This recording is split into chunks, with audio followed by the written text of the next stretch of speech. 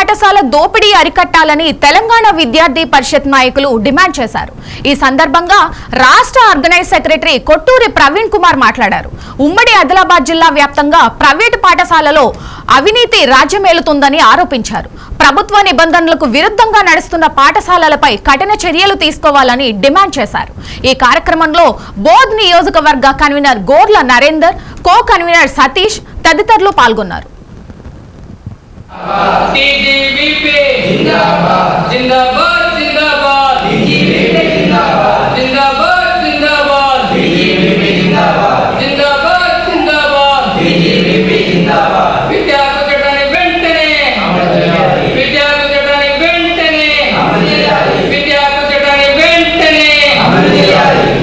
ఫీజుల నియంత్రణ చట్టాన్ని అమలు చేస్తే పేద విద్యార్థులకు న్యాయం జరుగుతుందని చెప్పేసి తెలంగాణ విద్యార్థి పరిషత్ తరఫున డిమాండ్ చేసేది ఒకటే.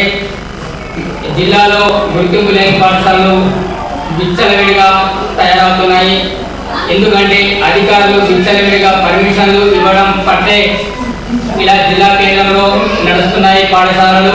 ఇకనైనా స్పందించి అధికారులారా కబడ్దార్ లేని పక్షంలో ప్రతిరోజు ప్రతి కార్యక్రమాన్ని తెలంగాణ విద్యార్థి పరిషత్ తరఫున ఎంచుకుంటాం. మీ ఆఫీసర్ కూడా ముట్టడి చేస్తామని చెప్పేసి తెలంగాణ విద్యార్థి పరిషత్